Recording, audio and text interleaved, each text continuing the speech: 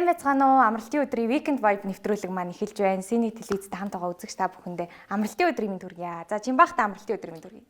За амралтын өдрийн мэнд хүргье. Синий телевизэд хамт байгаа үзэгч та бүхэндээс амралтын өдрийн мэнд хүргье. За энэ 7 хоногийн сонин сайхан юу байна? Тэгэл ажиллаа хийгээл яг л нэг хэвээ хийдэг ажлуудаа хийгээл ажиллана да. За миний хувьд бол Тэнгэрийн үж үжигээ аваад театрынхаа хамт олонтой Митэн фестивал руу одоо Унгар улсыг зорих гээд байж байна. За Унгар явах нь дээ. За Унгарт одоо ямар фестивал болж байгаа гинэ? Тэр нь яадаг фестивал вэ? Митэн гэдэг одоо ер нь олон улсын театрын фестивал байгаа. Нийлээ олон орон оролцдог тийм фестивал байгаа. За тэгвэл Цэлмэн бас Унгар явах нь. Гэтэ дараагийн нэвтрүүлэг төр чи байна шүү дээ тий? Байгаа. Амжаад ирчихнэ. Тэгээс амжаа ирчих юм байна. За тэгвэл бүгдээрээ бас тэгвэл Цэлмэг яваад ирэхэд Унгарийн бас сайхан сонир сайхантай ирэх нь. За одоо харин бүгдээрээ бас манай Монголд болон тэ бас дэлхийд дахинд бас ямар бас үйл явдлууд болсон бэ бүгдээрээ хамтдаа Weekend News-ээ хүлээн авч үзцгээе.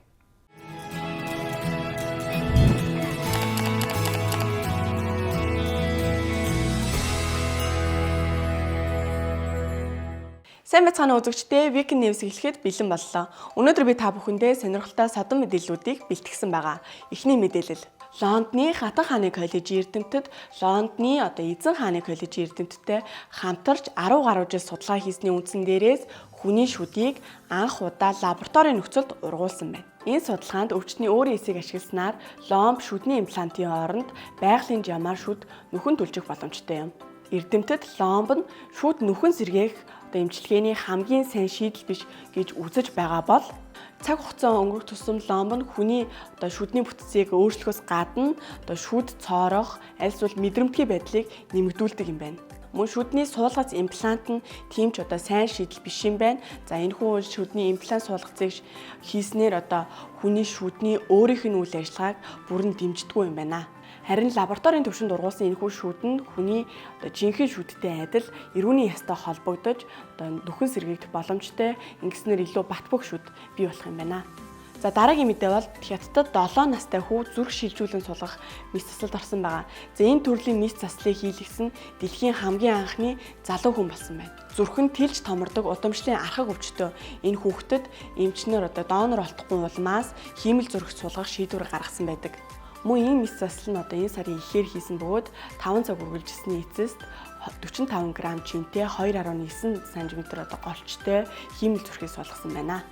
За дараагийн мэдээ бол Аз ТV-с 2 дахь манай улсын анхны Puppet төрлөөр бүтээгдсэн Пөдө уран сайхны кино өчигдөр нээлттэй хийж бүх кино театруудаар гарч ирсэн. Puppet кино гэдэг нь бодит хүүхэлдэйг жүжигчид хөдөлгөөнд оруулан тоглуулах аргаар бүтээгддэг маш сонирхолтой төрлийг хилдэг. Энэ төрлөөр кино уран бүтээл хийхэд маш их хөдөлмөр цаг хугацаа шаарддаг учраас энэ дэлхий дээр энэ төрлийн кино уран бүтээл маш цөөхөн бүтээгдсэн байдаг.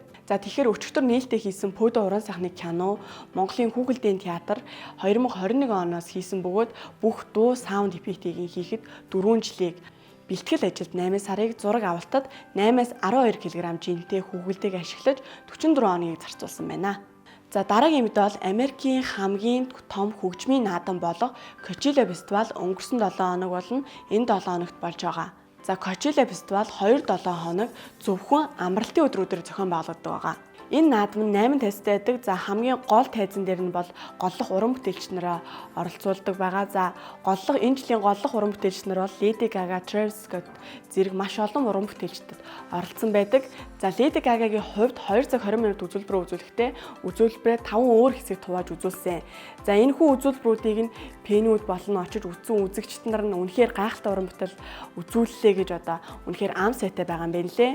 За тэгэхээр 2 дахь тайз болох Off Studio театр дээр Blackpink хамтлагийн Jennie 50 минут үзүүлбэр үзүүлж нийт 13 дуу дуулсан. Мөн Jennie-гийн хувьд онцлог зүйл гэвэл Coachella фестивалд Солонгос уран бүтээлчдээс ганцаарчилсан тоглолтоороо хамгийн олон үзэгч цуглуулсан байна. 3 дахь тайз бол Сахара буюу Сахарын элсэн зүйлдер Лиза үзүүлбэрээ үзүүлэхдээ Alter Ego альбомынхаа дуунуудаас түлхүүд болсон. За хамгийн ихэнд Лиза Thunder гэдэг дуугаараа үзүүлбэрээ үзүүлж шүтэн бишигчд нараа гайхшуулж чадсан. За Лиза Coachella дээр үзүүлбэрээ үзүүлж дууссаны 1 цагийн дараа iTunes дээр Америкийн нэгдсэн улсад хамгийн өндөр борлуулалттай K-pop уран бүтээлчид цомог болсон байна. За тэгэхээр Coachella-гийн үлдсэн 5 тайз бол одоо мини тайзууд байдаг юм байна. За энэхүү тайзан дээр одоо шинээр гарч ирж байгаа уран бүтээлч нар үзүүлбэрүүдээ үзүүлдэг юм байна. За энэхүү Weekend News таамтын үзэгчдэд баярлалаа. Дараагийн дугаар хүртэл түр баяртай. Нэвтрүүлгийн хамтран ажиллагч Swiss Mongolia. Дээд сортын орц найрлага 2 дахин их тун. Сэтгүүлч хорлогийнхан бэлтгэдэг Weekend News-ийг бүгдээр хамтаа хүлээн авлаа. Тэгээд зочноо бас хүлээж авах юм хамтран ажиллагч байгууллага хоёлоо танилцуулъя. Нэвтрүүлэгтээ маань Swiss Mongolia болон Medisteric Beauty Clinic за мөн Марлгоо бариа заслын төв хамтран ажиллаж байгаа. Хамтран ажиллаж байгууллагуудаа баярлалаа. Нэвтрүүлгийн эхэнд бас ярьжсэн цэлмэгээс өнгөр явах чагээ те. Тэгээд Тэнгэрийн хүү жүжигээрээ бас өнгөр явжаа. Тийм болохоор бас Тэнгэрийн хүү жүжигийн бас уран бүтээлчдийг бас студид урьсан байгаа бүгдээр хамтдаа зочноо хүлээж авцгаая. Нэвтрүүлгийн хамтран ажиллагч Med Estetica. Арьсгоо заслын эмнэлэг. Арьс арчилгаа бол тухайн хүний соёлын илэрхийлэл юм. Нэвтрүүлгийн хамтран ажиллагч Марлгоо. Уламжлалт дэмчилгээ арцэг нурууны бариа заслын төв.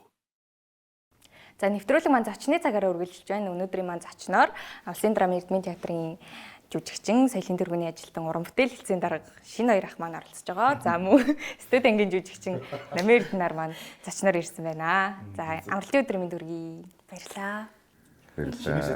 Ямар юмны дарга гэж вэ? Бүтээл хэлтсийн дарга. Надад чөлөө өгөх юм байна. Шууд л ингээл даргахын шууд ингээл ямар юмны дарга гэж шууд уран бүтээл хэлтсийн дарга гэсэн үг тийм. Уран бүтээл хэлтсийн дарга. Өнөөдрийн нэвтрүүлгийг нь бас ингээ тий бас амжилттай ардаас татлаа төтлөөгөө явуулах одоо боломжийг одоо бүрэн олгож байгаа маа гэдэг одоо бас их сайхан бас хэллээ баярлаа. Өнөөдөр бас чөлөө өгсөн байгаа тий. Тийм өнөөдөр бас чөлөө авсан байгаа. За хоёр минь бас сонь сайхан байна. Уран бүтээл өндрөө. Өндөр явчихлаа гэдэг чиг.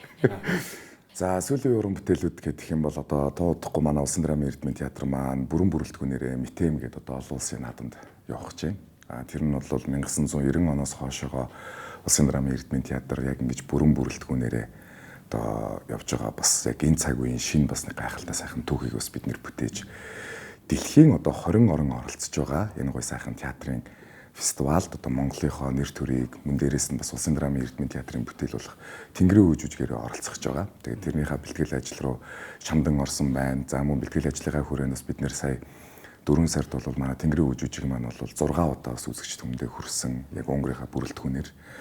Тэгээд ер нь бол яг өнөөдөр бас ингээд эргүүлээд хараад байхад бол 30 жил гэдэг бол өөрөө баггүй хугацаа юм байна гэж би яг дотроо бодож илаа. Яагаад вэ гэх юм бол энэ 30 жилийн хугацаанд бол асар их олон үе, асар их олон уран бүтээлчд хийгээд одоо шин залуу маш их олон хүмүүс одоо ингэж одоо нэмэгдэж бид нэр бас Улсын драм Эрдмийн театр бас тусаа маш их сэлбсэн байна. Тийм учраас энэ 30 жилийн хугацаанд өнөөдөр бид нэр бас яг хэрхэн яаж өнөөдөр энэ Улсын драм Эрдмийн театр шинэ уран бүтээлчтэйгээ мөн дээрээс нь бас дунд үеийнхээ уран бүтээлчтэйгээ мөн дээрээс нь бас манай ахмад уран бүтээлчтэйгээ бид нэр бас яг тэр гайхалтай сайхан наадамд тэр бол одоо яг 20 оролцдог гэхээр бол ер нь дэлхийд бол шансаагаар бол нэг ихний 5-д ордог юм байна. Одоо энэ Мэтэм наадам бол тэгэхээр тэр 20 орны одоо сар гарan бол үргэлжилдэг энэ фестивалд бол яг манай даамаа ялангуяа бас яг нэг юм Монгол өв соёлоо агуулсан Монгол одоо гэдэг утгаа одоо бид нар маш гайхалтай сайхнаар илэрхийлсэн. Тэгээд үндсэн бас яг бидний өөрсдийн маань түүх тийм ээ одоо модон шанив гэдэг бол за яг энэ сайхан түүхээ бид нар бас ингэж бариад энэ сайхан уран бүтээлээрээ бас дэлхийтэй уулзаж дэлхийн уран бүтээлчтэй бас мөр зэрэгцэн хамт бас тоглоно гэдэг бол миний хувьд нэр төрийн хэрэг санагдаж байгаа. Тийм учраас бол маш сэтгэл догтлол дүүрэн байна. Одоо хамгийн дөрөнд бодогдож байгаа зүйлүүд бол ер нь бол өглөө усууд нөгөө байнгын одоо бодож байгаа зүйлүүдийн маань одоо хамгийн нэг номерт л одоо орцсон явж байна да. Фестивал явах. Тий, фестивал явах. Тэгээд тэнд чинь бас очиод бас ер нь хэцүү шүү дээ тийм ээ. Цаг уугаа, цаг агаар тэгэл одоо нөгөө танихгүй орчин дээр очино гэдэг чинь өөрөө бас айгүй тийм сэтгэл зүйн хувьд ч гэсэн бас айгүй тийм бэлдэх ёстой учраас бол бас айгүй их тийм сэтгэл догдолсон байна. Мөн дээрээс нь бас яг үнэ хэлэхэд бол дотроос жоохон имиж юм. Гэтэ энэ бол Улсын драм Эрдмийн театрын бүтээл хэдий ч гэсэн бид нэр тэнд очиод бол Монгол улс гэдэг ганцхан нэр томьёотой явж бид нар Монгол улсынхаа нэр төрийг л гаргах үднээсээ болохоор бол маш том хариуцлага санагдаж байгаа. Драмын театрын бүгд явна гэж хэдэн хүний бүрэлдэхүүнтэй явах вэ? Нийтдээ бид нэр 75 хүний бүрэлдэхүүнтэйгээр 75 хүний бүрэлдэхүүнтэйгээр уран бүтээлчтэй яг төрөв маань бол ер нь бол за 98% бүрэлдэхүүнтэй гэх юм уу да. Ер нь яг 100% бүрэлдэхүүнтэйгээр л явж байгаа. Жүжигт нь яг одоо хэдэн оролцсон юм бэ? Тэнгэрийн хүү жүжигт бол Хідвэ. Бараг бүгд л ордог. Жүжигчүүд үү? Биш ээ. Зөвхөн уран бүтээлчд нь үү? тэг яг одоо ингээд жүжигт одоо тайзан дээр гарч байгаа. Дөрүүдээ хүртэл баг юу яана. Тийм баг 30 гарнаа тийм. Тэгээ нийтдээ одоо тийм яг уран бүтээлчтэй гэх юм бол 30 гарна. Маасууд маань нэгдээд ингэхлээр бол нэг тайзан дээр бол яг игнээ зөксөхөд бол нэг 40 гаруй хүмүүс байгаа шүү. Тэнгэрийн хүү жүжиг маань одоо ерөнхийдөө хизээнээс тавигдав. Энэ удаагийн бас Тэнгэрийн хүү жүжигийн бас онцлог юу байх шиг байна. Шин тавилттай байгаа гэж сонссон бас. Тийм шин тавилт гэхээсээ илүүтэйгээр ер нь бол яг шин уран бүтээл гэж бас л юм л да. Жишээлбэл 2011 онд анх яг үзэгчдэд хүрж исэн Тэнгэрийн хүү өнөөдөр бас яг энэ цаг үедээ бол бас ер нь ингээл хараад хахад бол цаг хугацаа бол асар хурдцтайгаар ингээл он жилүүд ингээл өнгөрөх тусам бол юм болгоо ингээл бүгдээрээ хувьсаа өөрчлөгдөж шүү дээ тийм ээ. Яг тэрнтэй адилхан 2011 онд яг тавигдчихсан тавилтаасаа одоо жишээлбэл шин дэг тавилтаасаа гадна шин уран бүтээлчд орж ирсэн байна. Мөн дээрэс нь бас тэрхүү Тэнгэрийн хүү гэдэг одоо жүжигээр бас өнөөдөр бас урд нь бас олж харж байгаагүй ямар зүйлүүдийг бас илэрхийлэх боломжтой байна. Тэр болгоныг одоо энэ цаг үед нь бас хэрхэн яаж харуулж байгаа гэдэг ч юм уу те. Тэгээд трупийн хувьд гэх юм бол нийтдээ бол нэг 90% таагаар гэх юм уу да. Солигдсон учраас бол энэ бол яг манай Улсын драмын эрдмийн театрын 2024 оны бол бүр цоошин уран бүтээл гэж явж байгаа. За Нимогийн маань хувьд бол тийм студент ороод жил гарan 2 жил болж байгаа тий. Тэгээд анхны ажилласан дүр нь Шиватны дүр дээр ажилласан. Тэгээд түүхэн жүжигт ажиллахыг ямар байна? Одоо тэгээ Унгар явах чинь ямар сэтгэл төрж байна? Тэгээ ер нь бол яг олон улсын яг театрын хувьд бол ингээ олон улсын яг анхны тайз байгаа. Тийм болохоор маш их сэтгэл хөдлөж байгаа. Тэгээд дээрэс нь ингээд театрт ороод 2 жил хэдий болж байгаа ч гэсэн ингээд бүх юм маш шинэ байгаа. Тийм болохоор ингээд бүх юм анхных байгаад байгаа болохоор яг ингээд анх удаас ингээд ажлынхантайгаа бүгдээрээ ингээд гадагшаа бригадаар явна гэхээр маш их догтлж байгаа. Тэгээд тэр том тайз гэдэг утгаараас маш их туршлагаас соримтлуулна гэж бодож байгаа. Тийм тэгээд нөгөө нэг ингэж байгаа байхгүй бид нар ингээд ер нь л ингээд жоохон дайчлагдаж ингээд ер нь л ажиллаж байгаа. Тэгээд би болохоор одоо ингээд парикийн багт ингээд ажиллаж байгаа байхгүй юу. Тийм болохоор ер нь ингээд өөрийгөө ингээд хид чамаагүй ингээд хуваагаа тэгээд эхэндээ ингээд бас ингээд ордныхоо шивгч охттой ингээд хамт бүжиглээд ингээд амар олон юмнууд ингээд зэрэг амжуулж байгаа болохоор бас ингээд нөгөө талаараа миний бас зарим скиллүүдийг амар нэмж өгч байгаа. Тийм болохоор бас их гоё байгаа. Цэлмигийн хувьд хэрэг одоо нэгтэй надад нь явлаа шүү дээ хамт олонтойгоо бас тэр 75 өний маань одоо бүрэлдэхүүн тогтсон байгаа юм. Цэлмэгч одоо би өнгөр явлаа л гэж. Хөөж нь одоо ажил дээр байж байхдаа ингээд яг нэг юм ари өөр байсан чинь нэвтрүүлэгт ороод ирсэн чинь шал өөр болоод ирсэн байх шүү. Өнөөдөр бүр гоё нэвтрүүлэгч болсон байсан бүр мэдээ хөтлөн л гэдэг энэ одоо. Мэдээ хөтлөхөөс одоо дахиад чөлөө авах нь даргаа. Тэстэ захирлал гэсэн шүү дээ. Бүр захирал болно гэдэг байгаа шүү дээ энэ чи. За яг миний хувьд бол ярьчөө тий. Бас анхны бригадаар явж байгаа тохиолдол театрынхантайгаа. Тийм тэгээд анхны бригад хэрний ингээ олон улс руу ингээ гараад олон улсын тайзан дээр тий тэр мтэмгээд 14 оноос хойш зохиогдож байгаа тэмцээнтэй 20 хэдэн орны одоо театрын жүжигчдтэй уран бүтээлчдтэй хамт нэг тайзан дээр энэ сайхан түүхэн уран бүтээлээр гаргаж байгаагийн хувьд бол аягүй сэтгэл догдолтой байгаа. Тэгээд ер нь нэлээд дээрээс хойш л яриад байгаа шүү дээ би ч одоо би Унгар явлаа гэж. Би явлаа, манайхаа явлаа гэж. Тэгэхээр айгүй тийм их орныхоо нэрийг гаргасан те энэ яг нэг Унгар Монголын дипломат харилцааны 75 жилийн өдөр тохиолдож энэ жүжиг маань тэр тайзан дээр тоглогдож байгаа тийм гоё түүхэн үйл явцын нэгэн хэсэг болж байгаа доо ерөөхдөө бол маш баяртай байгаа. Надаас Унгараар чихэр авчирч өгнө гэдэг мартчихгоо тэр хоёр сануулаарай. Бидний чи гарахгүй гэсэн шүү дээ. Ой тийм үү. Чихэргүй бол ирээд хэрэггүй шүү чи. Би болчих. Одоо фестивал дээр жүжиг маань монгол хэлээрээ тавигдах. Монгол хэлээрээ тавигдана. Тэгээд мажар болон юу англи сабтайтлаар хүмүүс төр үзэгчтэй болол. Фестивал ер нь хэд хоног тэнд өргөжлөх вэ? Ер нь яг үндсэн фестивал нь бол сар гараа юм билээ. Сар гараа. Одоо 20 орны чинь нөгөөд нэг жүжигүүд чинь ингээл нэг нэгээрээ тоглогдоол ингээл бүтэн том наадам учраас ингээл тоглогдоол яваад байгаа юм билээ. Тэгээ манайх чинь болохоор нөгөө наадмыг нээж нөгөө тоглож байгаа болохоор хэрвээ одоо яг тэр тэнд болоо очиод бас хугацаа байх юм бол тий бас өөр орны явсны гоё уран бүтээлийг үзээд манайх аль төвшөнд байна. Бид нэр одоо хаана явж байна? Театрын урлаг. Энэ улсын бас театрын урлаг ер нь яг хаагуур явж байна гэдэг ч юм уу те бас ингээд уг нь сонирхож бас сонжих юм уг нь цаг хугацаа бас уг нь байвал гэж бодоод байгаа. Гэхдээ бас сайн хэлж мэдэхгүй л бид нар ч бас нөгөө маш их шахуу явж байгаа л да ер нь бол. Тэгээд дашин дуртагд бол одоо Мэтэм наадам маань бас бидний бас хамгийн том зориод байгаа зүйл нь юу гэхээр 3 жилдээ нэг болдог одоо Ромд болдог одоо дэлхийн 1 номерын одоо тэмцээн байдаг юм байна. Одоо тэр нөгөө нэг театрын Ромд болдог олимп одоо театрын олимп гэх юм уу да. Тэрэн дээр бас бид нэр энэ 26 онд бас энэ тохиож байгаа. Тэгэхээр бас энэ Мэтэм наадамд оролцож байгаа бас хамгийн том шалтгаан нь бол бид нэр бас эрхээ авч яах гэдэг ч юм уу те одоо нөгөө юм улсын гэсэн үндэсний гэсэн одоо юу гэдэг ингээд нэг дэлхийн гэсэн нэг том наадамд оролцож бас нэг юм эрхээ авч байгаа учраас шалгуурт бас нэг юм шалгуурт бас бид нэр өөрсдөө дүүцүүлээд ингээд тэрэн дээрээ бас ингээд Ром руу бас цаашаа 26 онд бол хамгийн дээдлэх нь одоо төвшин бас олимпиад бас хэрэг өрсөлдөх юм бол гэдэг утгаараа бас нэлээд бас хичээж л явж байна да. Одоо энэ зорж байгаа. Өнгөрт болж байгаа одоо энэ фестивал маань болохоор яг одоо драмын театрын тий яаж орохоор бас цаанаас урилга ирсэн эсвэл өөртөө оролцъё гэдэг тийм санал тавьсан байт юм бол яаж орохоор болж байгаа юм бол. Тэгээ ер нь урилга ирсэн. Тэгээ энэ дээр бол нөгөө үндэсний хэм маягийг агуулсан аман дээрээс нь бас хамгийн том тодтол нь юу вэ гэхээр нөгөө драмын жүжиг, цэвэр драмын жүжиг гэдэг утгаараа бол бас мөн дээрээс нь өнгөрчин болвол одоо бид нар бас одоо сайн хэлж мэдэх байх. Ер нь бол бас өөрсдөө хүннөө хсаатай, хүннөө гаралтай гэж ярьдаг. Тэгээ тийм учраас бол яг тэрнийхээ дагуу бол яг энэ бол Тэнгэрийн өв модон шинэ гэдэг юм бол энэ бол манай өвөг дээдс гэдэг ч юм уу те. Одоо энд нь бол бид нар бас холбоотой гэдэг утгаараа бол даамаа ялангуяа Мэтэм дээр бол урьж оролцуулж байгаа. За одоо хувийн уран бүтээлийн тухай асуунаа.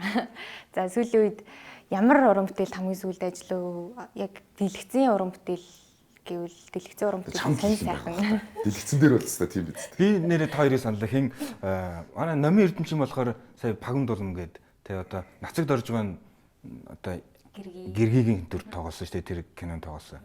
Хин шинэ чинь нацагд орж тоглож байлаа. Юунд тоглосон. Тэр чинь нацагд орж Пагамд болов шүү тий. Гэхдээ яг хамтарч тоглоогүй л дээ. Гэхдээ ерөөдөө тус тусдаа бүтээсэн дөрүүд нь яг ингээд холбоотой байгаад байгаа байхгүй. За Нимогийн тэгэхээр яасан байх нь яриг хэлээ.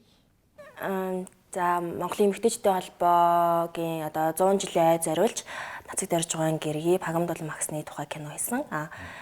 За тэгээд тэр кинонд Пагам дулам ахсны дүрд ажилласан байгаа.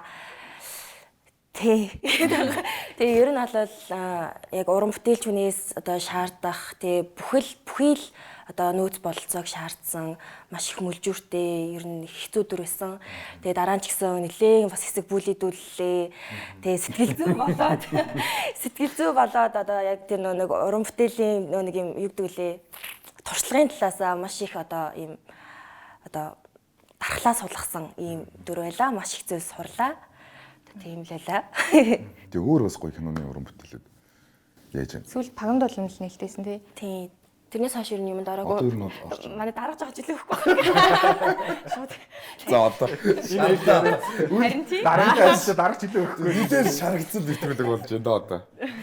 За Шинаахын маань хувьд ойр дэлгэцийн уран бүтээлээр ерөөсөө харагдахгүй байгаа. Хамгийн сүүлд бол Restart гээд ямар зурлаг юм антологи тийм тий.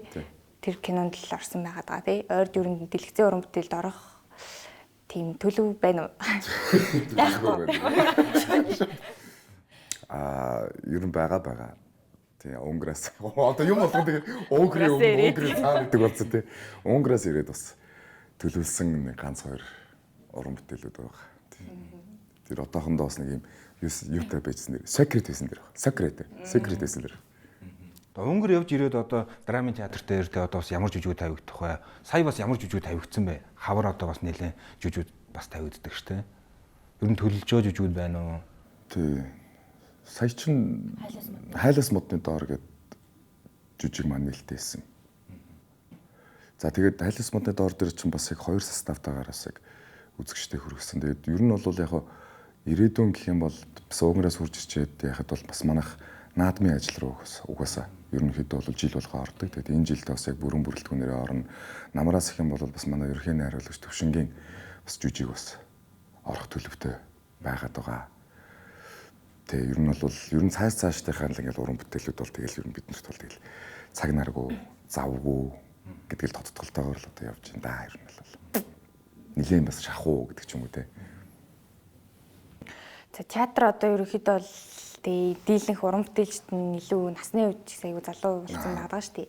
Энэ талаар та яг юу гэж бодож байна? Яг танд ямар байна? Тийм ямар вэ? Бидэрт л ихтэй ч байгаа. Таны зүгээс яг юу гэж харж байна? Театр маань маш их олон залуучуудтай болсон. Энэ залуучуудын маань ирээдүй бол маш гэрэлтэй байгаа. Яагаад гэх юм бол одоогоос бас яг ингээл 5 жилийн дараа ч юм уу 10 жилийн дараа гэдэг ч юм уу мэдээж бүгдээрээ л өөр өөрсдийн гэсэн үзэгчтэй, фэнүүдтэй, өөр өөрсдийн гэсэн одоо крашууд гэж яригадаад байна шүү дээ. Одоо яг болно. Тэгэхээр ч юм бол маш их олон хүмүүс бас дахиж театр руу зорих, ирэх. Одоо энэ хүн тоглосон байна, энэ бүсгүй тоглосон байна, энэ залуу тоглож байгаа. Тийм учраас бол энийг ирж үзэх те сэтэл санаа гэл ингээл бүх юмнууд л байгаа. Тийм учраас залуучууд ер нь бол өнгөтэй, өөдтэй, залуучууд гэр гэгээтэй байх юм бол театрын ирээдүйд маань ч гэсэн бас цаашдаа бас хизээч гой сайхан одоо нугдахааргүй сайхан гэрэлгээтэй харагдаж байгаа л да.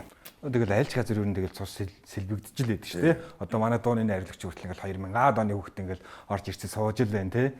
Шинийгийн хувьд чи одоо драмын театрт хэдэн онд одоо жүжигч юм бол? Би 13 онд жүжигчин болж орж ирээд. Тий. Одоо яг 12 дахь жилд. 12 дахь жилд. Ажиллаж байна да. Тэгтээс олон ингээд залуучууд ингээл хүмүүс ингээд драмын театрт байж байгаа бас ингээд киногаа өгөөч юм ингээл өөр тийш ордог шүү дээ. Шинийгийн хувьд яг ингээд драмда байгаад байгаа шалтгаан бас юу вэ? Уг нь ингээд тэнцвүүлээд явдаг байхгүй. Ингээд тэнцвүүлээд яваад сүүлийн 3 жил яг дэлгэцийн уран бүтээлд ороогүй яг театрын. Тэр чинь бас нөгөө холбогдолтой нөгөө Монгол хаан жүжиг маань бас яг 21 онд энэ удаа нээлттэй тэрнээсээ хоошоо бол ер нь бол яг тухайн жилд бол тасралтгүйгээр бас маш олон удаа тоглосон. Ер нь бол одоо яг тэр тухайн онд бол ерөнхийдөө бол ер Монгол ханаар л амьсгалсан. Тэгэл тэрнээс ч хойш бас гадагшаа тутагшаа явах тоглолтууд гэл те. Тэгээ тэр дунд нь бас нэг ганц хоёр жиш бас нэг киноос ганц кино амжилсан юм. Тэгэл ерөөсөө тэрнээс хойш яг Монгол ханаас ирээл театрын уран бүтээлүүдгээс Сичваны сайн хүн гээл тэгээ тоглоомчд гэж ороод за үргэлжлүүлээд одоо бас яг ингээд тэнгэрээ үгээл ингээд ер нь бол яг тайзны уран бүтээлүүд л айгүй их зөнхөлсөн юм. Ер нь бол тийм сүүлийн 3 жилд бол Та гурвын хувьд одоо гуруулаад одоо ингээд кинонд дэлгэцийн уран бүтээл болон тайзны уран бүтээлээр тоглосон.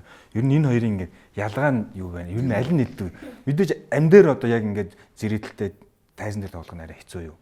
Аль нь хэцүү юу? Юу гэж бодож байна? Одоо шинэ тайз дэлгэц хоёрыг одоо ингээд тийм ингээд яг юм хоёр талтай байдаг юм санагддаг байхгүй надад болохоор ер нь бол хоёулаа л амар хэцүү. За яг би яг ингэж ярьсан чинь нэг хүн хөөх яг наад талаас ч ерөөсө бодож үзэж байгаагүй мэн гэж яг ингэж ярьжсэн байхгүй.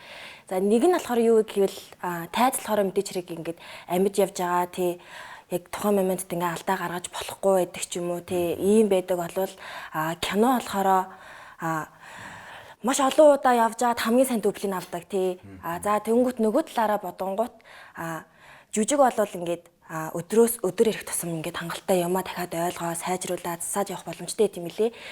Кино болохоор нэг л буруу явчих юм бол насан туршдаа үеийн үүр болоод үлдчихэж байгаа байхгүй юу тэр чинь. Тэгэхээр ер нь ингээд яг юм айл юм адилхан хэцүү ер нь яг тийм байгаа байхгүй. Тийм. Чамд ямар санагдав юм? Надаас яа юм бэ? Асуухгүй бол болохгүй байгаа даа. Өнөөдөр чинь шинэ мэт ирэх хөтлөгч хоёр чинь зачин шүү дээ. Би өөртөө харж нэг асуундаа харж. Сүүлд 3 дугаар курсээ төгсөх жил кино уран бүтээлд орсноос хойш жоохон айцтай болсон гэх юм уу? Болоогүй байна гэж боддог болсон. Тэгээд театрт ажиллаад одоо дэлгэцийн уран бүтээлд ороог бол удаж штэ. Яг 2 жил, 3 жил болж байна. Тийм.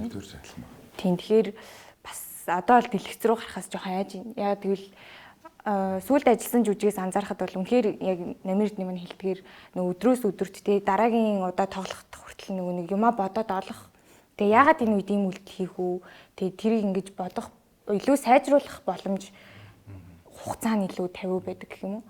Кинонд бол тийм шүү дээ. Яг тэр тухайн моментэд яг тэр сцен дээр тгийж л ажиллах хэрэгтэй гэдэг. Тэр үедээ л хамгийн сайн ажлыг нь авчиж байгаа болохоос театр бол арай өөр болохоор тийм л хоёулаа л хэцүү шүү дээ. Тэр яг адилхан болтой л байгаа тийм. Битэр ийж хий. Нэг өрөө. За энэ бас юу юм бэ? Ингэж тий. Ижлэн гэсэн үг юм уу? Бодлоо ингэдэг байхгүй.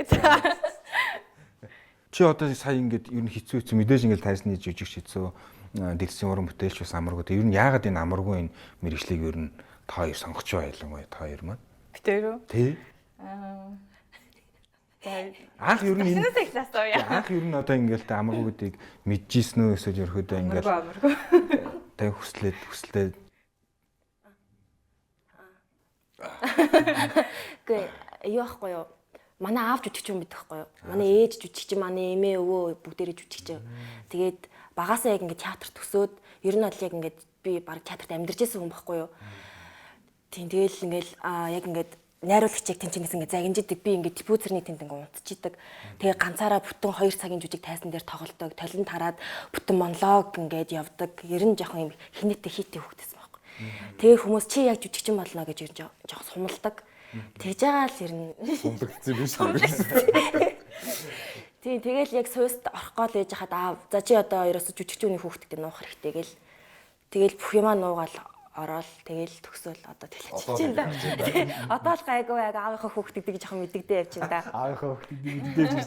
Ямар хийвгөөсөөс аавынхаа Сэлэмгийн үед одоо хамгийн анхных нь авсан дүр нь Кити шүү дээ. Анна Каренина жүжигэн.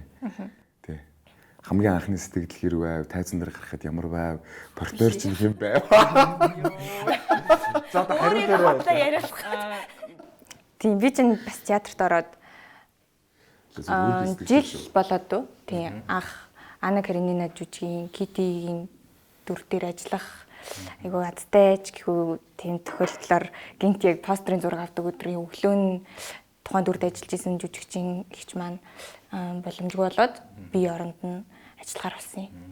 Тийм. Тэгээд миний постерын зураг бол аюу гоё энгийн амьдралын ямар ч тийм сонгодог биш байдалтай байж хад чи өнөөдөр зураг авах болно шүү гээл шууд уншлагандаа ороод тайзан дээр гараад ирсэн. Би бол үнэхээр сандарсан айсан оюутан байхдаа хүртэл тийм сонгодог жүжиг дээр ажиллаагүй байжгаад хөрх юм гэдэг байна. Яваад орсон. Тэгээд бас яг партнер жүжигчид маань айгүй их тусалсан дэмжсэн. Яг анх удаа тайзан дээр гарна гэдэг мэдрэмж өөрөө айгүй тийм амар хэлээд юм лээ тийм. Шууд ингээл нээлттэй өдөр ингээл зэрэгдэл дүүрэн тий шууд яг хамгийн уртлын игний үзэгч нэг алхаал бараг нүур тулж байхаар тийм ойрхоноос ингээд мэдрээд эхлэхэр чинь бүр үнэхээр амар сандард юм лээ. Тийм тэгээд одоо бол арай гайгүй болсон байхаа гэж бодож лээ. Одоо тавирсан байлгүй дээ. Тийм. Манай партнер жүжигч бас сууж байна. Тухайд Анна дээр ажилласан байгаа. Гоё шүү дээ. Өстой гой сайхан сэтгэлүүдийг сонслоо. Манай нэвтрүүлэг бас сайхан үргэлжилж байна. Жүжигийн үед бол одоо ингээд мэдээж амьдэр явж байгаа шин одоо замын гэхүү ингээд нөөсний нэг хүн давхар дүр дээр бэлдээд байж байгаа юм. Дублёрөө. Тийм. Ер нь театрын гол онцлогч нь ер нь дублёр л та. Дублёр байж иж тэр нь онцлогтой. Одоо жишээлбэл тайзан дээр ямар нэгэн байдлаар юу ч тохиолдож магадгүй гэдэг үүднээсээ дублёр бол ер нь бол байнгын бэлэн байх хэвээр. За тэгээд сая бас бид нэр хайлаас модны дор жүжигэн дээр бол яг 2 состав гаргаж гэсэн тэр бол бас яг нөгөө дублёрын зарчим гэдэг чинь. Одоо жишээлбэл 1-р составыг үтсэн хүмүүс за энэ те одоо яг за нэг юм байлаа гэдэг ч юм уу 2-р составыг үтсэн хүмүүс бол тэгвэл энэчнээс ийм юм биш те гэдэг ч юм уу те одоо жишээлбэл өөртөө жүжигчин хүний яг ингээд барьж байгаа нэг тэр одоо яг илэрхийлэмж өөрөлдөө би энэ дүрийг ингэж харж байна тэгж харж байна гэдэг ч юм уу те тэргээр бол бас маш их өөр учраас ер нь театрын дублёр бол маш чухал үр өгөөлтэй. Шинийхээ үед бол одоо олон улсын тайзан дээр 2 дахь удаа нэлээд удаа гарч ийн үү? Үгүй юу? Гойр нь яг уу тэгээд яг уу тэгээд 3 дахь нь гэх юм уу дайчаад тэгэл. Одоо нөгөө модо шинүүгийн дүр чинь би одоо нөгөө өөрөө жүжигтэй байгаад байгаа болохоор ингээд аюу сайн мэдээлэл л да. Одоо манай жүжиг 10 үзэгдэлтэй байлаа гэхий шинийх бараг нэг л үзэгдэл дээр амардаг тий та 3 дээр л бараг байдаг бах тий. Тэгэхээр хэр ядарч юм те энэ дүр дээр ажиллах юм хэр хэцүү байна сэтгэл зүйн үед яаж юм Өөлчөө би. Тэг нилээ бас ядарноо тэгэл. Гэхдээ яг өмнө гэлэхэд бол жүжиг дуусаад ч юм уу тэгэл нэг юм амардаг шүү дээ те. Ингээд нэг жоох ингээл нэг жоохон санаа амарчж байгаа шүү дээ. Бүх бодож исэн юмуд нь байхгүй болоод хувцас тайлал нэг тэр айгүй хүнд хуйг тэр айгүй хүнд нөгөө юм ууж тэгэл дээрэс нь нэг хүнд дээлмэл ингээд бүх хувцснуудаа ингээд тайлал ингээхлээр ер нь яах гэж яг ингээд энэ мэрэгжлийг сонгосон юм бэ? Ер нь яах гэж яг энийгээ зориг болгоод цаашаага хүсэл мөрөөдөл болгоод ингээд явж исэн юм бэ. Тэгээ тэрний маань хамгийн том юм гардаг л да. Ер нь бол хүн ингээл яг тухайн үед бол нэг тийм ядраад ч юм уу эсвэл бол нэг юм зовоодч байгаа юм шиг жаргаж байгаа юм шиг мөртлөө хүний яг ингээл хамгийн төгсгөлт нь бол үнэхээр гоё мэдрэмж би авдаг. Ягаад гэвэл энэ чинь л миний зорьсон, миний сонгосон, миний л юм чинь тэгээд одоо хийхгүй бол хийцээ гэж тий. Яг ингээд гоё ингээд тавираа сууж байхдаа ингээд айгүй юу байдаг шүү дээ. Айгүй их юм боддог шүү дээ. Гоё жаргал юм аа гэд. Алга ташилт хамгийн сүүлийн алга ташилт бол яг тэр бүх юмнуудыг ер нь арилгачдсан байлээ ингээд. Тэр жүжигийн 3 цаг 30 минутын турш ингээд явж исэн юмнуудыг нэг ганцхан тэрний зэрэгтлийн дүүрэн алга ташилт бол энэ чинь штэ гэл дотроо хүн бодоол тэгэл хамгийн сайхан мөчнөдөд хэрэл юм да. 3 цаг 30 минут юм уу? Тий, 3 цаг 30 минут тий. Тэгээд яг жүжигэн дээр бас нэг тийм юу н одоо бас дэлгэцээс нэг юм адилхан тойр нөгөө хэлээдсэн ч бас яг тэр адилхан бохгүй нөгөө алдах хэрэг байхгүй. Одоо жишээлбэл нэг алдах юм бол яаж ч алдаж магадгүй. Барьж чадахгүй байж магадгүй, бүр таагүй болчих магадгүй. Тийм ээ. Эсвэл бол нэг юм нилээн төрж жогоод барьж магадгүй. Айгүй хэцүү шүү дээ. За тэр одоо нэг юм жижиг хэрэгэл нь байхгүй бол бас хэцүү. Тэгээ өөрийнх нь юмнуудаас ч одоо хувц гунран дутуу байвал хэцүү гэдэг ч юм уу те. Үг хүртэл алдаж хэлэхэд ч хэцүү гэдэг ч юм уу тийм ээ. Саяны тоглолтын дээр чи би айгүй тийм тайзан дээр загнуулсан шүү дээ. Нэм одоо бол тэгээ маань нөгөө Шива шагагийн 2 хатан байдаг байхгүй. Тэгээд Шиваад нь тоглолтой. Тэгээ манай жүжигчин хулын ирч болохоор шагаад нь тоглолдог байхгүй. Тэгээд их чин нэг тийм өнгөрөөд тэгээ Шиваг буцаагаад дүүг нь хатан болгож авдаг хэсэг дээр. Тэгээ яг ингээ үзэгдэлтэй орж ирчээд хөшиг нэгээл биш хөшиг нэгээд гэрэл асаад ингээд нилээн бас дотор юм ботсон. Би бас яг тэр үед өөрөө яг ингээд танигдчихж байгаа байхгүй. Яг ард нь суучаад шагаа минь дээ гэж айгүй эвгүй ахлаар за би ч сая юу гэлээ шагаа гэж юу гэж үгээд нилээ бодож удаж байгаа. За одоос та шагаа ихгүй шүү. Одоос та шагаа ихгүй шүү гэж хажууд нь зууж байгаа. Тэгээд тагч. Нэг иймэрхүү алдаанууд бас нилээ гарна шүү дээ. Тэр үед бол нэм одоо бол тайзан дээр бол нилээ харцаар нь загнуулсан. Ширүү тутал явж ийлээ ерөөс. Нэр амд байлгээд л. За манай Нимог бас үзэгчтэй илүү дэлгэрэнгүй танилцуулахад тий Венеци фестивалд 2 удаа тий кинон оролцсон тоглосон кинонд явсан Сэр салхи сэтгүүр сарын цас гээд 2 кинон бас Монгол улстай Алтан арсланг авчирсан тийм 2 кинонд оролцсон жүжигчин байгаа. За тэгээд дээрэс нь түүхэн тийм эмэгтэй дүрийг бүтээсэн бас Нимоч бүжигчин мэрэгжлийн бүжигчин шүү дээ. Хөгжим бүжгийн коллежийг ардын бүжгийн анги лөө. Олон ардын бүжгийн ангийг төгссөн. Энэ айгүй олон талын авьяас. Би ч найзаараа айгүй бахархдаг байхгүй. Ерөөд драмын театр дотроо жүжигүүд ер нь бичиж авдаг. Одоо шинэ хэл одоо тэнгэр үүдээр тавьж байгаа. Ер нь архивлж авдаг уу те? Архивлж авна. Бүх ер нь жүжигүүдээ архивлж. Тэр чин дараад нь нөгөө дүр солигдоход одоо дублер гаргаад гэдэг ч юм уу те. Бас айгүй хэрэгтэй учраас. Бүх жүжигүүдээ ер нь бүгдийг яг ингээл архивлж. За хаста үзэгчтэй сонир мэдээд болголоо шаа. Тэрийг бол яг нам хадгалдаг юм байна те зүгээр архив болгоо ш те. Дараагийн жүжиглэл тавилт найруулга тэгээ хувцас сунар те 11 онд ямар хувцас өмсчихсэн одоо ямар хувцас өмсчих мэтчлэн тэгэл бүгдийг нэг соохон гэл архивлаад авчихна. Манайхан бол маш их сонгодог урлаг, сонгодог хөгжимж зорж очдөг болж драмын театр жүжигийн урлагийг бас тайзны урлагийг бас их илүү сонирхдаг болж одоо бас үзэгчдийн бас нөгөө зэрэгтлийн бас тий соёл хэр байгаа бай жүжиг бас хэр сонирхож одоо очиж их үзэж байна гэж асууж байна танаас одоо таны сэтгэлийг сонсохгүй бол манай театр чи угаасаа яг үндэсний тий яг эрдмийн театр болохоор одоо яг нэг юм ямар ч нэг юм юу ерөөсөй байдаггүй юм санагдаад шүү дээ нэг тийм энийг үзэх нэг юм шахаа махаа байхгүй хүмүүсийг тэр чин сэтгэлээсээ үзхийг хүсэж ирдэг тийм болохоор ингээ уран бүтээлүүд нь хүртэл ингээд маш чанартай байдаг дандаа яг тий академик төвшний бүх зүйл академик төвшний учраас ирж байгаа үзэгчд нь хүртэл яг л тийм байдаг. Тэгээд яг тийм жүжиг ийм жүжиг дээр тэтэй үеийн дүргэлттэй гэсэн юм ерөнхийдөө нэг сайн мэдэхгүй байна. Ер нь л дүрэн л байдаг дөө. Айгүй л дүрэн байдаг харагддаг шүү дээ. Тэгээд өнөөдөр бас амралтын өдөр бас бид бүхэнд бас хүрэлцээ ирж бас театрын талаар бас жүжигийн талаар бас мэдээлэл өгсөн та хоёртай баярлалаа. Тэгээд өнгөрлөө явах фестивальд нь та гуравтаа тий босод Тэнгэрийн хүү жүжигийн бас хамт олондоо бүгдэнд нь өндрөөс өндөр амжилт өгсөе. Тэгээд өнөөдөр хүрэлцээрсэн та хоёртай баярлалаа. За баярлалаа. Танай нэвтрүүлгийн хамт олон гэсэн амжилт хүсье. Тэгээд өнөөдөр бас амралтын өдрөөрөө тухлан сууж байгаа үзэгчдтэй бас халуун талархал илэрхийлээд баярлалаа гэж хэлье. За баярлалаа. Манай цэлмэгт бас чөлөө өгж байгаарай дарга. За ингээд үргэлжлүүлээд Family Eat болонгаа хүлээ авч үзцгээе.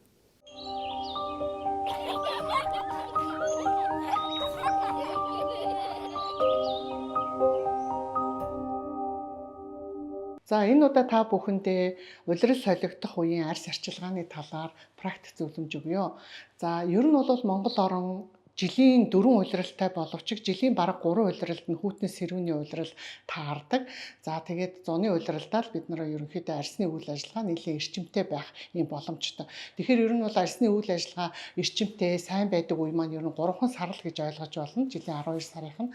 Тэгэхээр ер нь бол одоо энэ хүүтний сэрүүний улиралд арьс маань ямар байдалд ордог вэ гэхээр арьсны одоо өнгө хөрс рүү тэр шүүрэл ялгаруулдаг хөлс тосны булчирхааны шүүрэл бол харьцангуй мууддаг гэж ойлгож болно. Арьсны нөхөн төлөвчлөлтөд дэмжих арчилгаа үйлчилгээ сайн хийхгүй байгаад байх юм бол арьс маань аажмаар муудсаар байгаад одоо гозон төрөл бүрийн асуудлууд үүсдэг юм а гэж ойлгож болно. За хаврын улиралд арьс маань өвлийн туршид одоо өөрийгөө хамгаалаад харьцангуй одоо зузаарсан гэх юм уу гадаргуу нягтарсан байдаг гэж ойлгож болно. За тэгэнгүүт одоо хавар дулаараад ингээд ирэнгүүт арьс маань одоо сэрээд тийм ээ үйл ажиллагаа нь маш эрчимтэй болоод ингээд одоо гуужих процесс явагддаг. Хүмүүс маань тэгж ярьдаг шүү дээ. Хавар болоод арьс хураашаад байна гэд.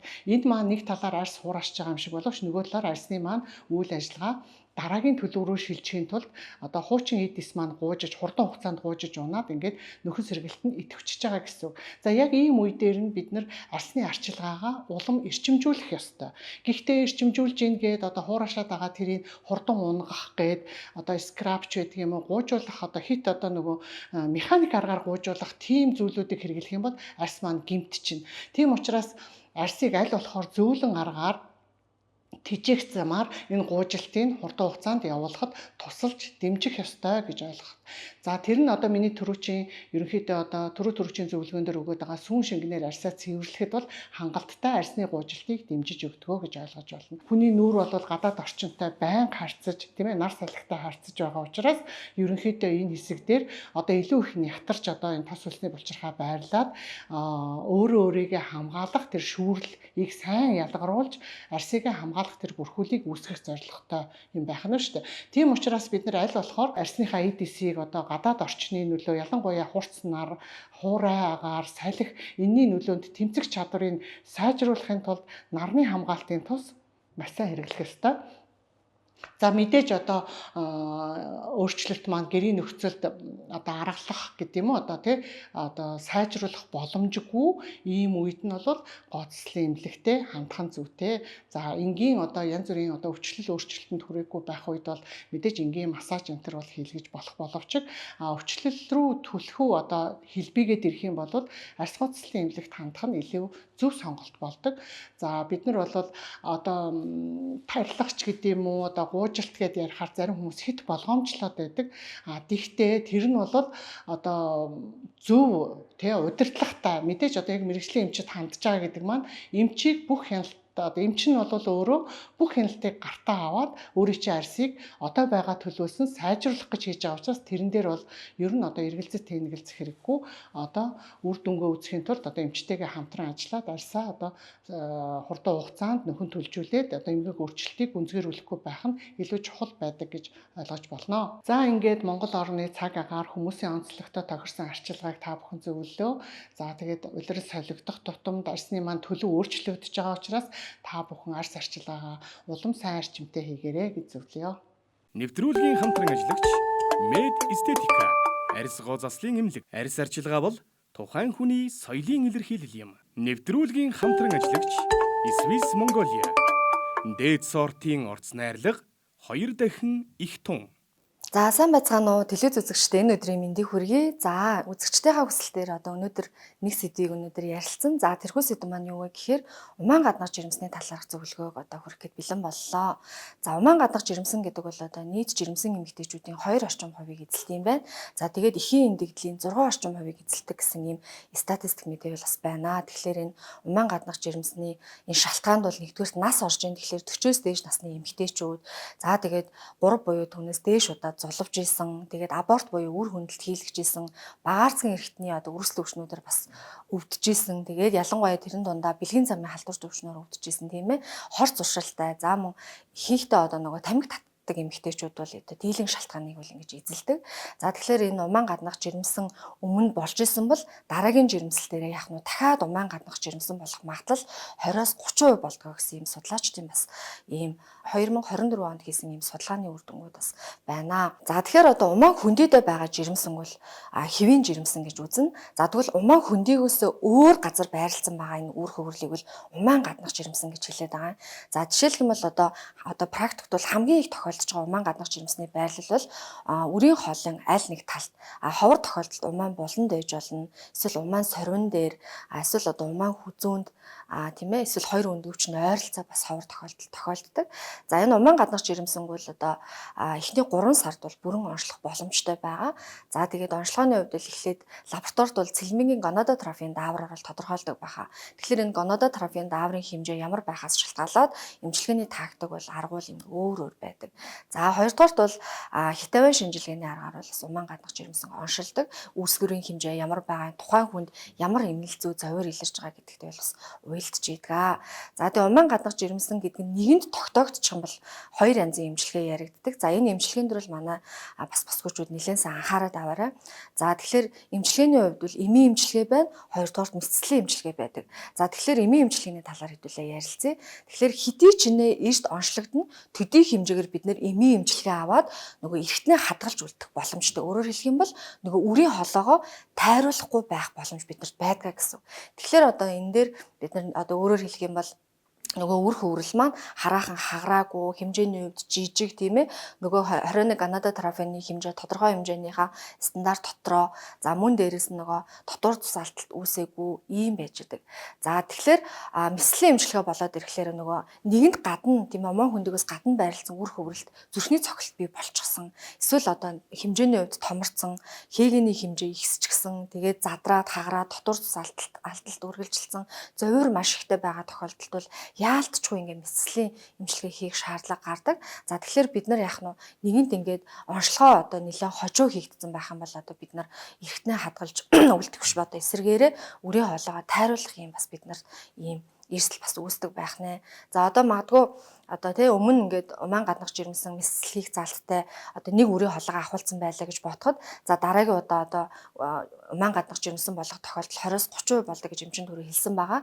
Тэгэхээр одоо дахиад дараагийн удаа дахиад мэслийн заалттай умаан гаднах жирэмсэн болчих юм бол нөгөө үлдсэн үрийн хоолойгоо авахулах болчдөг байхгүй. Тэгэхээр энэ дээр бид нар дараагийн энэ одоо эмэгтэй жирэмсэлт бол IVF буюу үр шилжүүлэн суулгах ингээд болчдөг. Тэгэхээр нэг өсөндөө тэр эмэгтэйд хоёр дахь үргүүдэл ингээд үүсгэждэг бас ийм юм байх нэ. За тэгээд бид нар энэ умаан гаднах жирэмснээс яаж сэргийлэх вэ гэдэг талаар эмчнэн дээр зөвлөгөө өгье. За тэгэхээр одоо биений юм хаагдсан байгаа тохиолдолд бол манай эмэгтэйчүүд гэрийн нөхцөл за аптекаас жирэмсний тест худалдаж аваад одоо шээсэндээ дүрж үздэг байгаа штэ тий. За энийг л манай жирэмсэн эмэгтэйчүүд ерөнхийдөө бол мэддэг. За тэгээд жирэмсний тест нь 2 зураас буюу эрэг гарчлаа. Тэгээд ингээ орхичдөг байхгүй.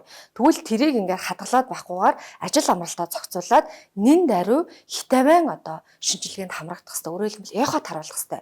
Тэгээ эхот харуулад тэр үр хөврөл маань умаадаа орж ирсэн байгаа мó эсвэл одоо хараахан умаа хүндийд орж ирэх хугацаанд болоогүй байгаа мó болоогүй байвал хэд хоногийн дараа дахиад явахад давтан харуулахыг гэдэг зүйлээ харуулад хаана үр хөврөл байрлаж байгаа гэдэг ингээ байрлалыг нь тодорхой болгочих юм бол бид нар энэхүү одоо умаан гаднах жирэмсэн гэдэг одоо эмгээр өвдөө үрийн хоолойгоо тайруулах хүртлэвэл одоо явхаас сэргийлэх бүрэн боломжтой байдаг. За тэгээд одоо эмэгтэйчүүд маань асуудаг л да эмчээ би ингээд умаан гаднах жирэмсэн болоод үрийн хоолойгоо тайруулчлаа би одоо ахиж жирэмслэх боломж надад байгаа болов болов гэд бас маш их асуудаг. Тэгэхээр одоо эмэгтэй хүн бол одоо 2 хос өндгөвчтэй, 2 хос үрийн хоолойтой шүү дээ. Тэгэхээр үрийн хоолой гэдэг маань нэг өсөндөө үр тогтсон хөврлийг дамжуулдаг хэрэгтэй тийм ээ. Тэгэхээр одоо нэг талын үрийн хоолой авагдсан байгаа тохиолдолд нөгөө талынхаа яах нь үрийн хоолойгоор жирэмслэх боломжтой. Тэгэхээр яах нь бид нар жирэмслэх боломж байгаа гэсэн. Тэгэхээр одоо 100% яах нь 50% нь биднэрт үлдсэн байгаа болохоор бид нар энэ бэлгийн замын халдвар төвч янз бүрийн энэ одоо багаарцсан эрхтнүүдийн үргэлжлэл өвчнөөс өдр өөрийгөө улирал тутамдаа масааг өгдөг ч юм уу те бас өтрэндээ санаа зэдэг ийм арга хэмжээг бас жирэмсэн эмэгтэй болгон маань ялангуяа одоо энэ төрөх насны эмэгтэйчүүд маань тэгээ дээрээс нь өсвөр насны охтууд маань өдр сайн анхаараасай гэж ингэж хүсдэгэ. За анхаарал тавьсан явдал баярлалаа. Нэвтрүүлгийн хамтран ажиллагч Марлго. Уламжлалт дэмчилгээ Арцэг нурууны барай заслын төв. Өдөр хамтдаа family health болонгаа хүлээн авлаа. Тэгээд дараагийн болонгаа хүлээж авах юм бас SIS Mongolia болон тэгээд бусад бас хамтран ажиллагч байгууллагад хоёулаа танилцуулъя. За мэдээж SIS Mongolia маань бид бүхэнтэй хамтран ажилладаг байгаа. Тэгээд хаврын улирал болоо тэг ер нь хаврын улирал гэдэггүй улирал солигдох болгонд хүний ярьсан чинь янз бүрийн өөрчлөлтүүд орж идэг те. Монголчин ялангуяа бүр дөрөв улиралтай. Тэгээд тэр дөрөв улирал өвөл болоод ингээл утаан дунд бас тэгэхээр бүүн тавтаг болж байгаа. Тэгэхээр өнөөдрийн маань онцлог бүтээгдэхүүн нь болохоор Swiss Rose Hip Hydrating Collagen Sheet маск байгаа. За энэ маск нь болохоор Австралийн шилдэг гоо сайхны брендийн бүтээгдэхүүн. За тэгээд Swiss Mongolia мэдээж байгалийн одоо орц найрлагатай те химийн орц найрлагагүй мөн сав багла бодол хүртэл дахин боловсруулагдсан бүтээгдэхүүнтэй байдаг. За тэгээд энэ бүтээгдэхүүний маань орц найрлаганд болохоор нохоо шууны тос гэж орж байгаа. Тэгээд тэр тос маань болохоор хүний одоо нарийн хялгсан хүчлээж гэдэг юм уу те одоо бүр ингээ арсыг гүн чийгшүүлж өгдөгөр онцлогтой тийм маск байгаа. Австралийн уг нь бол бас шилдэг брендийн бүтээгдэхүүн шүү дээ. Тэгсэн мөрт нохоош. Австрали нохоош байд юм бах та. Байдаг юм байна те. Тий. Мөн энэ маск нь бас нөгөө давхар чийгшүүлэхээс гадна арьсанд нөгөө хамгаалах юм давхархыг үүсгэж өгдөгөр онцлогтой тийм бүтээгдэхүүн. За тэгвэл үзэгчтэй бүгдээр одоо хаврын бас одоо өдрөд одоо янз янз нэг болохоор цас ороод, нэг болохоор бороо ороод, нэг болохоор нэлийн салхитай шуургатай шороогоор шуурсан өдрүүдээс байдаг. Тэгэхээр та бүхэн манаас арьсан хамгаалаа гэвэл энэ Австралийн бас алдартай брендийн бас энэ sheet mask-ыг бас хэрэглээрэй гэж та нартай бас санал болгож бас уриалмаар байна. За мөн Medisteric Beauty Clinic хамтран ажилладаг. Medisteric маань ямар ч тийм эсгүүгээр орчин үеийн техник технологиг ашиглаад хүний арьсан тулгарч байгаа бүх асуудлыг шийдэж өгдөгөр онцлогтой тийм эмнэлэг байгаа. За тэгээд Марлго барай заслын төв маань хамтран ажиллаж байгаа. Хамтран ажиллагч байгууллагуудаа баярлалаа. Бүгдээ хамтдаа үргэлжлүүлээ. Дараагийн болонгоо хүлээн авцгаая.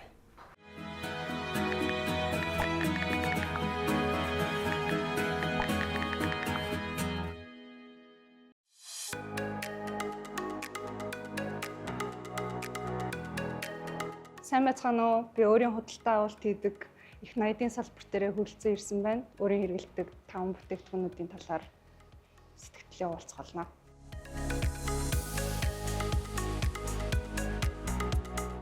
Миний арьс эмзэг мэдрэг болохоор бүтээгдэхүүн сонгож ашиглахад маш хэцүү байдаг. За миний сонгосон бүтээгдэхүүнүүд болохоор oat milk-тэй нүүр цэвэрлэгч cleanser байгаа. Тэгээд гиалурины хүчлэлтэй toner, serum, тэгээд night cream байгаа.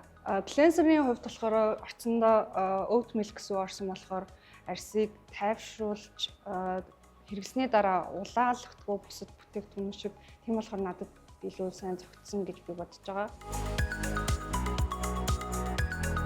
Миний өмнө нь хэрэглэж исэн бүтээгдэхүүнүүд болохоор яг нүрээ цэвэрлсэний дараа, угаасны дараа ч юм уу яг ингээд арьсыг уулаалгаад тэгээ барзаалгаад хорсон мэдрэмж төрүүлдэг байсан. Тэгээд oat milk-тэй cleanser нь болохоор ерөөсөө тэгдэггүй, маш зөөлөн. Тийм болохоор надад амар сайн тохирсон гэж бодож байгаа. Oat milk-тэй cleanser нь болохоор үрвслийг дараад улаалтыг намдаадаг болохоор тэрүүгээрээ илүү давуу талтай. Тэгээд hyaluronic toner болохоор орцондоо далайн ургамлын хандтай учраас арьсны илүү уян хатан чанарыг удаан барьж өгдөг. Тэгээд тийм болохоор би энэ бүтээгдэхүүнийг сонгосон байгаа. pH balance-ыг тэнцвэржүүлдэг. Тэр нь илүү давуу талтай гэж байна. Миний хэрэглэж байгаа toner нь болохоор спирт окт агуулгаг болохоор арьсыг илүү чигтэй байлгаж илүү их тайвшруулдаг байгаа. Энгийн чийгшүүлэгчээс hyaluronic serum нь юугаар ялгаатай вэ гэхээр арьсанд орсон хойно чигшлийг илүү сайн төгжиж өгдгөөрөө ялгаатай.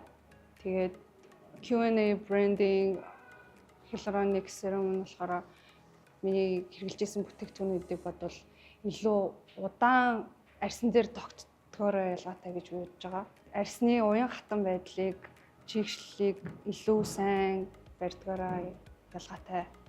За над шиг эмзэг бидрэмтгий арьстай хүмүүст хандаж хэлэхэд харшил үүсгэгчгүй орц найрлагатай бүтээгдэхүүнийг сонгож аваарай гэж би хэлмээр байна.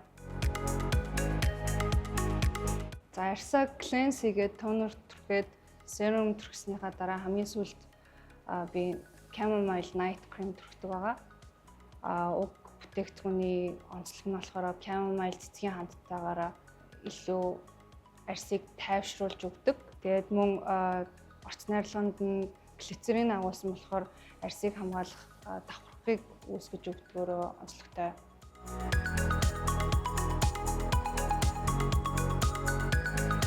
Chamomile night cream-ийн онцлог нь юу вэ гэхээр шөнийн турш арьсанд хэрэгтэй тэжээлүүдийг олгодгоороо давуу талтай, мөн шөнийн турш арьсыг чийгтэй байлгаж тайвшруулдаг байгаа.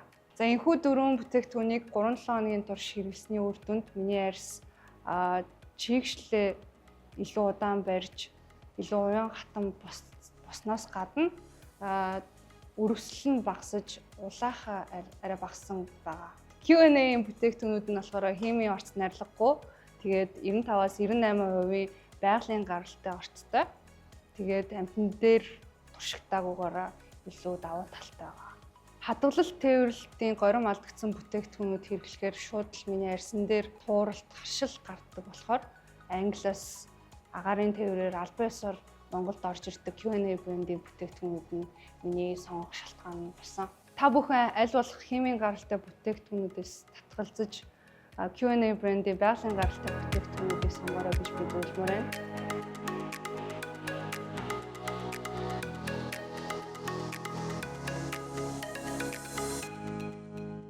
Нэвтрүүлгийн хамтран ажиллагч Swiss Mongolia.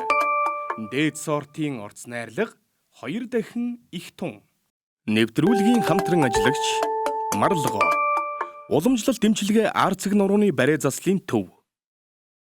За сайн бацхан уу та бүхэнд энэ өдрийн мэнд хүргэе. Марлго уламжлалт барай заслын төв хэмжээс ээлжилт дугаараа хүргэж байна. За өнөөдөр ярих сэдэв бол хүзүүний шохоожил. За хүзүүний шохоожлоос үүсэлтэй тархинд очих мэдрэл хэрхэн яаж салгалдаг байдлаар дэлгэрэнгүй мэдээлэл өгье. За тухайн маань хүзүүний 1-р эрдэнэ зураг байгаа. Эрдэнэ зурган дээр бид нар юуг анхаарч харах вэ гэхээр за тухайн маань ясти бүтэц болон улам маань чөлөөтэй нэгэн хэмжээнд байна гэдгийг хардаг. За энэ хүн дээр бол хүзүүний лордоз буюу хүзүүний хэвийн хотгор арилсан. За 1-р нь бол шохоожлтой, 2-р сэлсэн дээр мэдрэлийн судалгаа баг зэрэг дарагдаж өгсөн. За ийм ба. Иймэрхүү тохиолдолд хүн дээр гарч болох зөөрөд нь ерөөсөө одоо бидний ярьснаар даралт гэсэн буюу тархинд очих удсан хэмж маань багасдаг гэсэн үг. За тархины судасны нарийцэл үүсээд байгаа шалтгаан маань хүзүүний шохоожлтоос үүсэж байгаа.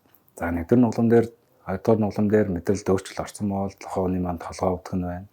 За толгой өвдсөс болоод нойргоо болон хараа модох, за 2 галууга бадаарах, шилэх тохиолдлууд ирдэг. Иймэрхүү байгаа тохиолдолд хүмүүс толгой үзүүлээд 2 гараа үзүүлээ яваад идэг бол яг суур мэдрэлээ хүзүүн дээрээс тархилгоо бүрэн салж ийн үү, тэжээл яг байна уу гэдгийг харж ах шаардлагатай. За тэгээд иймэрхүү зөөр өгсөн манай өмслөлөгч маань толгойнуудаа олон жил яваад даралт гэсээр ерөөсө буухгүй наа гэд. За яг барайцлаараа хандангууд бид нар 1-р ээлжинд нэртгэн зураг авахгүй болонгууд тохойн дээр маань хугарал гэмтэл байна уу гэдгийг харах хэрэгтэй. За баг зэргийн шохоожил буюу ях сургалтууд бол байж болно. Бүтцийн өөрчлөлт нь хөдөлгөөн орсон байгаа учраас за хууралгүй байгаа учраас бид нар нуламд засал оруулаад хөдөлгөөн оруулах бүрэн боломжтой гэсэн үг. За энэ миний саяны хэлсэн шиг яг энэ хүмүүс тийм зөөр илрээд байгаа учраас за маа дээр ирээд оншин 1-р тодорхой болж байгаа. 2-р энэ хүн дээр булчин судлах барай бүрхэн хийгдсэний дараа нугалмаар нь цэцгээ гэсэн үг. За хүзүүний татлага эмчлэг болон хүзүүн дээр зүү эмчлэг явж гиснээр тархинд очихсан ангаж болон мэдрэлийг бүрэн сэргээж өгдөг. За тэрий дараа хүмүүс тайван унтдаг болон артерийн тархалтын буухад байна. Тархилуу халууд өгөөс дагзаараа халуу шатаж өгдөг байсан бол энэ зөөрөө багасгах нь 2 гарны мэдрэл бүрэн сэргэж ирснээр гар сарманы өвдөлт болон гарны хатгалт хийм болох нэ. За тэгэхээр хүзүүн өрсөлдөнд орсон шалтгаан мэдээж суур нур болон сэр нур болон бүслийн нуруудаа байдаг. Тэгэхээр дан ганц хүзүүгээ эмчлэхээс гадна суур толгоор бүх хэрэгтэйг бүтцээр нь бүтнүүн бариагаар засчиж за үр дүнгээ бүрэн өгдөг байна. За энэ бариан дээр маань хугаралгүй гэмтэлгүй ямар нэгэн төмөр хатаас байхгүй бол бариацлаар татлага эмчилгээтэй хавсраад бүрэн тусалдах боломжтой байдаг. Маргалгаа уламжлалт бариалсан төвөөс ээлжлэлт мэдээлэл өргөлөө. За танд ийм зөвөрөд байгаа бол за манай пэйж утсаас руу ороод биднээс дэлгэрэнгүй мэдээлэл авах бүрэн боломжтой байгаа. Нэвтрүүлгийн хамтран ажиллагч Med Estetica. Арьс гоо заслын эмнэлэг. Арьс арчилгаа бол тухайн хүний соёлын илэрхийлэл юм. Weekend Vibe амралтын өдрийн нэвтрүүлэгтээ хамт байсан үзэгч та бүхэндээ баярлалаа. За тэгээд би 2 хоногийн дараа Митэм фестивалыг зориод тэнцэнэ Тэнгэрийн үж үжгээрээ тэр фестивалаа нээгээд мөн бас нөгөө Унгар Монголын одоо дипломат харилцаа тогтоосны 75 жилийн ой болж байгаа. Тэр тохиолдуулаад бас энэ наадмыг нээж байгаа тийм азтай, завшаантай, нэр хүндийн ирэг ус болж байна. Түүхэн тийм үйл явдалд бас нэг хэсэг нь болж орох гэж байгаа да баяртай байна. Тэгээд сайн сууж байгаарай та. За тэгээд театрын фестивалд явж байгаа ингээ бүхэл жүжигчтэй Тэнгэрийн хүү жүжигийн хамт олондоо бас амжилт хүсье. Тэгээд цэлмэг маань бас сайн яваад ирээрээ. За баярлалаа. За тэгээд хамтран ажиллагч байгууллагуудаа бас баярлалаа. Бид бүхэнтэй Маргалгоо барай заслын төв хамтран ажиллаж байна. Медистрик, Бирийн арьс гоо заслын эмнэлэг. За тэгээд Исвис Монголын маань бид бүхэнтэй хамтран ажиллагч бүх байгууллагуудаа баярлалаа. Weekend Vibe-та хамт байсан та бүхэндээ баярлалаа. Эх 7 хоногт Унгарын сонин сайхантай эргэ уулзцаа бүгдээрээ. Баяртай.